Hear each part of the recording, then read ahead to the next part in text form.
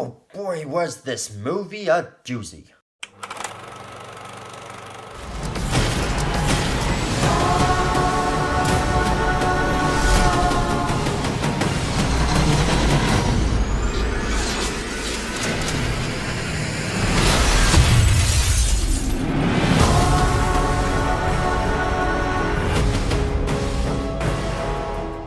Hey there guys, how are you? It's me, the Canadian Movie Buff, with a review of Valerian and the City of 1,000 Planets. This comes from writer-director Luc Besson, who you may recognize for his work on Leon the Profession, The Fifth Element, Lucy, and the Taken trilogy. His latest movie is based around the graphic novel of a similar name, and is based around two special agents who travel around space, combating injustices wherever they find it. And that's pretty much the rundown of this movie.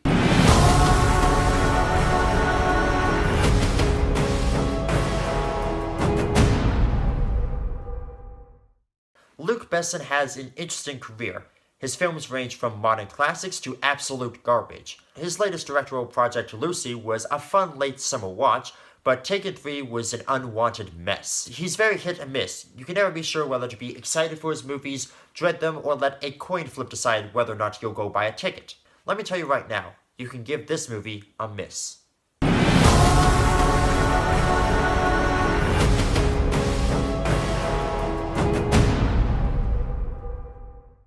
For all the problems this movie had, the visuals were spectacular. In fact, considering everything else about this movie, the CGI is way better than it deserves to be. Every little detail felt real, and it built a vast world that connected all the alien species from across the universe. And that fills our quota, so let's move on to the next part.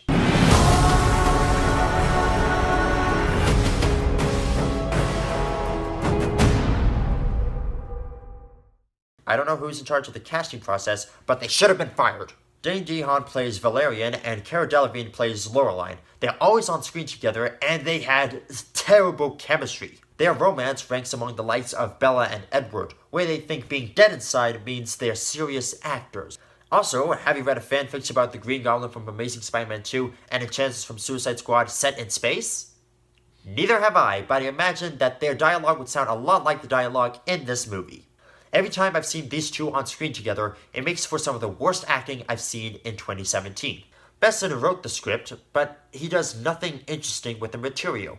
It's just a bland, predictable shuffle from beginning to end without taking any risk. The development of Clive Owen's character felt very rushed. Like he's given a reason to do one thing, but then he tries to follow that up with a new motivation. He's also the bad guy of this movie, in case you couldn't tell. Even though this movie is only 137 minutes, it feels a lot longer than that. I felt as if they were purposely trying to drag out the runtime for as long as possible. And the boring action sequences didn't really help either. It was just lasers and fist fights.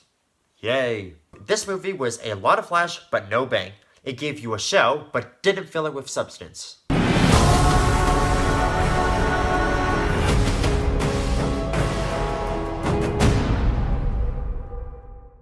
They should have retitled this movie Valerian and the Movie of 1,000 Disappointments, because that's how I felt walking out of the theater.